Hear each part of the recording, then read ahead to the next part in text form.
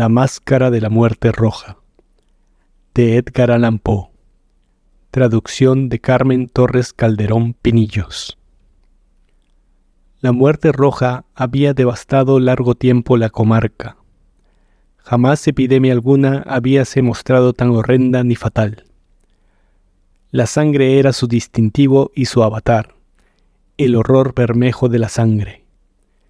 Producía agudos dolores, vértigos repentinos y luego abundante hemorragia de los poros y la descomposición final.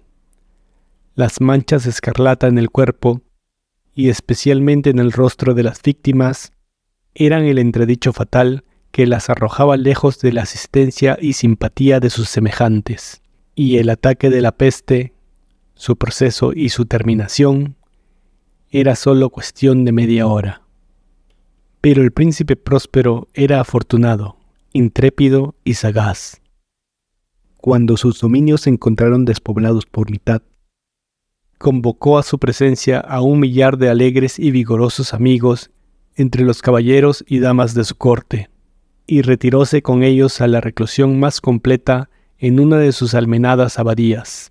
Era esta de amplia y magnífica estructura, creación de la propia augusta y excéntrica fantasía del monarca.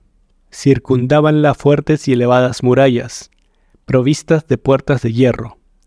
Una vez que entraron los cortesanos, se trajeron hornos y pesados martillos y quedaron soldados los cerrojos. Habíase resuelto no dejar medio de ingreso ni de salida a los repentinos impulsos de frenesí o desesperación de los que se hallaban dentro.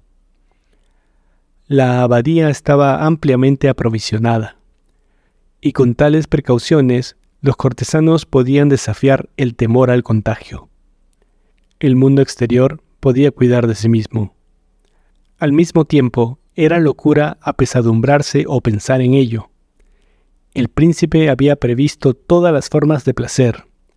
Había bufones, trovadores, bailarines de ballet, músicos, vino y belleza.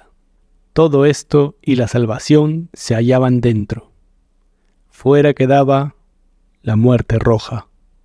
Hacía la terminación del 5º o 6º mes de aislamiento, y mientras la peste arrasaba furiosamente afuera, el príncipe Próspero entretenía a sus amigos con un baile de máscaras de inusitada magnificencia. Era una escena voluptuosa, en verdad, esta mascarada. Pero ante todo, dejadme describir los salones en que se realizaba. Eran 7 cámaras, todo un departamento imperial.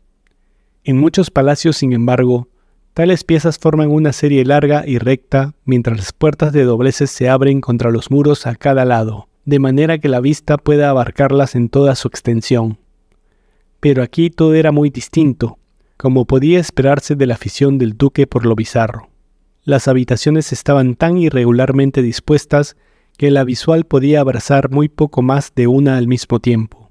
Presentábase una curva aguda a cada 20 o 30 yardas, y a cada curva el aspecto era completamente diferente. A la derecha y a la izquierda, en el centro de los muros, una estrecha y elevada ventana gótica daba a un pasillo cerrado que seguía las revueltas del departamento. Estas ventanas eran de vidrios de colores en combinación con el tono dominante de la decoración de la cámara sobre la cual se abrían. La del extremo oeste, por ejemplo, estaba entapizada de azul, y de azul vívido eran los cristales de las ventanas. La segunda pieza estaba decorada y entapizada de púrpura, y aquí los cristales eran de color púrpura. La tercera cámara era verde, e igual color ostentaban las ventanas. La cuarta estaba amueblada y alumbrada en tono anaranjado, la quinta de blanco, la sexta de violado. La 7ª habitación estaba severamente revestida de tapicerías de terciopelo negro, que cubrían el techo y caían a lo largo de los muros en pesados pliegues sobre una alfombra de igual color e idéntico tejido. Pero, en esta cámara solamente, el color de las ventanas no correspondía al matiz de la decoración. Los cristales eran allí escarlata, de un tono vivo de sangre. Ahora bien, en ninguna de las 7 habitaciones había lámpara o candelabro alguno entre la profusión de adornos de oro esparcidos acá y allá o pendientes del techo.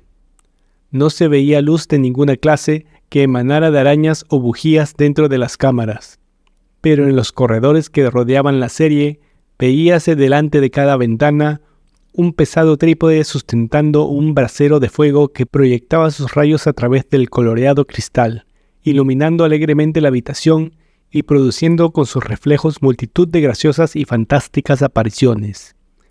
Mas hacia el lado del oeste, o sea en la cámara negra, el efecto del fuego corría sobre las negras colgaduras, penetrando a través de los cristales teñidos de color de sangre. Era extraordinariamente lúgubre, y daba tan sombrío aspecto a la figura de los que entraban, que muy pocos de la compañía eran suficientemente intrépidos para traspasar sus umbrales.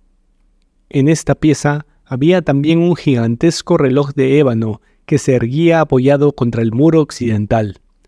Su péndulo oscilaba con triste y pausado movimiento, y cuando las manecillas habían recorrido todo el círculo de la esfera y la hora iba a sonar, venía desde las profundidades bronceadas del reloj un sonido alto y claro y extremadamente musical, en verdad, pero de entonación y énfasis tan peculiares que, a cada lapso de una hora, los músicos de la orquesta se veían obligados a detenerse instantáneamente en su ejecución para escuchar el sonido, y los bailarines cesaban en sus evoluciones, todo lo cual provocaba un breve desconcierto en la alegre compañía, pudiendo observarse que mientras los ecos del reloj vibraban todavía, los más jóvenes palidecían y los de mayor edad y más serenos pasaban su mano por la frente como en medio de algún confuso ensueño o meditación. Mas apenas cesaba la vibración, ligeras carcajadas brotaban por todas partes en la asamblea. Los músicos mirábanse unos a otros y sonreían de su propia nerviosidad y locura, comprometiéndose mutuamente en voz queda a que la próxima campanada del reloj no les produciría emoción semejante. Y luego, pasado el lapso de los 60 minutos, que representaban 3.600 segundos del tiempo que vuela, repetíase el sonido del reloj y repetíase igual desconcierto, el mismo temblor y meditación de una hora antes. Pero a pesar de todo, era aquella una brillante y magnífica fiesta. La estética del duque era original. Tenía un gusto refinado por la combinación de efectos y colores. Desdeñaba la decoración que solo se gobierna por la moda. Sus ideas eran atrevidas y desordenadas, y sus concepciones ostentaban bárbaro esplendor. Algunos le habrían calificado de loco. Sus admiradores, sin embargo, sabían que no era así, pero se hacía necesario oírle, verle y palparle para estar seguros de que se encontraba en su juicio. El príncipe había dirigido personalmente, en su mayor parte, la decoración fantástica de las 7 cámaras, con motivo de su gran festival, y había decidido, según su propia inspiración, el carácter de la mascarada. A buen seguro que los disfraces eran extravagantes. Mucho brillo y relumbrón, mucho de agresivo y fantasmagórico, mucho de lo que de entonces acá se ha observado en Hernani. Encontrábanse figuras arabescas, con miembros y accesorios extraños. Habían fantasías delirantes como las creaciones de un loco. Había mucho de belleza, mucho de ingenio, mucho de bizarría, algo de terrorífico y no poco de lo que podía inspirar aversión. Acá y allá, en las 7 cámaras, discurrían muchos desvaríos, en verdad, desvaríos que serpeaban entrando y saliendo, tomando el colorido de las habitaciones y haciendo pensar que la música descabellada de la orquesta era el eco de sus pasos. A poco dio la hora el reloj de ébano colocado en el salón de terciopelo, y entonces todo quedó silencioso y en suspenso, dejándose oír únicamente la voz del reloj. Los desvaríos quedaron rígidos y helados en su inmovilidad, mas pronto se desvanecieron los ecos de las campanadas, cuya duración había sido apenas de un instante, y una risa ligera, velada a medias, flotó tras ellos mientras se apagaban. Otra vez comienza la música, viven los desvaríos, y más risueños que nunca se deslizan por doquier, apropiándose los tintes de las ventanas coloreadas por los rayos que reflejan los trípodes. Pero ninguna de las máscaras se aventura hasta el 7º salón hacia el occidente, porque la noche avanza y una luz más bermeja penetra a través de los rojos cristales, y la negrura de la tétrica drapería causa pavor, y todo aquel que huella la negra alfombra de la cámara escucha resonar las campanadas del reloj de ébano, con sordo estruendo y énfasis más solemne que el que perciben los oídos de los que se entregan a la alegría en habitaciones más lejanas. Pero en los demás salones había densa muchedumbre y batía febrilmente el corazón de la vida. Y el regocijo remolineaba sin cesar, hasta que al cabo brotó del reloj el son de medianoche. Y entonces se suspendió la música. Como he dicho, detuviéronse las evoluciones de los bailarines y reinó como antes una medrosa paralización de la alegría. Esta vez eran 12 las campanadas que debía dar el reloj.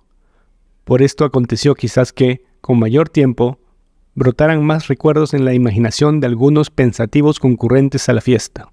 Y quizá por esto aconteció también que, antes de que el eco de la 12ª campanada hubiese hundido en el silencio, muchas personas advirtieran la presencia de un enmascarado que no había llamado hasta el momento la atención de los circunstantes. Y habiéndose extendido en un cuchicheo el rumor de su aparición, levantóse en toda la sociedad un expresivo zumbido o murmullo de sorpresa y desaprobación. Primero, de terror, de horror y de repulsión finalmente. Podría suponerse que en una reunión de fantasmas como la que he descrito, ninguna aparición ordinaria tendría el poder de excitar tal sensación. En verdad, la libertad de esta mascarada nocturna parecía extraordinaria, pero el personaje en cuestión mostrábase más herodiano que el propio Herodes, y había traspasado los límites casi indefinidos del decoro del príncipe. Existen ciertas cuerdas que no pueden tocarse sin emoción, siquiera sea en el corazón de los más empedernidos. Aún respecto de aquellos completamente abandonados, para quienes la vida y la muerte son igualmente burlescas, hay ciertos temas en los cuales no se es permitido bromear. Toda la compañía parecía profundamente convencida de que el porte y disfraz del extranjero no exigía ingenio ni oportunidad. La figura era alta y delgada y estaba envuelta de arriba abajo en atavíos funerarios. La máscara que ocultaba su semblante tenía tal semejanza con el aspecto de un cadáver que el más minucioso escrutinio habría tenido dificultad de descubrir el fraude. Mas todo esto podía haberse aceptado, ya que no aprobado por los locos invitados al sarao. Pero el enmascarado había ido hasta asumir el tipo de la muerte roja. Sus vestiduras estaban manchadas de sangre y el ancho rostro ostentaba en todas sus facciones las señales del horrible escarlata. Cuando las miradas del príncipe próspero cayeron sobre este atroz fantasma, que con lento y solemne movimiento, como para caracterizar mejor su papel, discurría acá y allá entre los concurrentes, viósele convulso en el primer momento con un fuerte estremecimiento de terror o de repulsión, pero inmediatamente su faz enrojeció a impulsos de rabia. «¿Quién se atreve?», preguntó con voz enronquecida a los cortesanos que le rodeaban. «¿Quién se atreve a insultarnos con esta grotesca blasfemia? Cogedle y desenmascaradle. Veamos a quién hemos de colgar mañana desde las almenas al levantarse el sol». Encontrábase el príncipe próspero en la cámara azul, hacia el este, cuando profería estas palabras. Su voz repercutió sonora y distintamente en las 7 salas, pues el príncipe era hombre osado y vigoroso, y la música había callado a un movimiento de su mano. Encontrábase en el salón azul un grupo de pálidos cortesanos a su alrededor. Mientras pronunciaba aquellas palabras, hubo al principio un ligero movimiento del grupo hacia el intruso que se encontraba al alcance en aquel momento, y quien entonces, con firme y deliberado paso, se aproximó al que hablaba. Pero, debido al pavor que la insensata arrogancia del enmascarado había inspirado en toda la concurrencia, ninguno se atrevió a poner la mano sobre él, de modo que pudo acercarse sin obstáculos hasta una yarda de distancia de la persona del príncipe. Y, mientras la vasta asamblea, movida por un solo impulso, se recogía desde el centro hasta los muros de la habitación, dirigióse el enmascarado libremente, con el mismo paso solemne y mesurado que le distinguió desde el primer momento, del salón azul al púrpura, del púrpura al verde, del verde al anaranjado, de aquí al blanco, y siguió todavía al violado, sin que se hubiera hecho movimiento alguno para detenerle. Entonces el príncipe próspero, enloquecido por la rabia y la vergüenza de su momentánea cobardía, atravesó precipitadamente las 6 cámaras sin que nadie le siguiera, a consecuencia del terror mortal que les había sobrecogido. Llevaba en alto una daga desenvainada, y habíase acercado impetuosamente hasta 3 o 4 pies de la figura que huía, cuando al llegar ésta al extremo de la cámara de Terciopelo, volvióse repentinamente e hizo frente a su perseguidor. Oyóse un agudo grito. El puñal resbaló centellando sobre la negra alfombra en la cual, un instante después, caía postrado de muerte el príncipe Próspero. Entonces algunos de los asistentes a la fiesta, reuniendo salvaje valor de la desesperación, precipitáronse a la cámara negra y cogiendo al enmascarado, cuya figura continuaba erguida e inmóvil en la sombra del reloj de ébano, sintiéronse poseídos de indecible horror al encontrar que los ornamentos de la tumba y la máscara de cadáver que sacudían con violenta rudeza no estaban sostenidos por forma tangible alguna. Y entonces se reconoció la presencia de la muerte roja. Había entrado de noche como un ladrón, y uno a uno se desplomaron en los salones regados de sangre los disipados cortesanos, muriendo todos en la postura desesperada de su caída, y la vida del reloj de ébano terminó con la del último de la alegre partida, y el fuego de los trípodes se extinguió, y la obscuridad, y la ruina, y la muerte roja conservaron dominio ilimitado sobre todo el reino.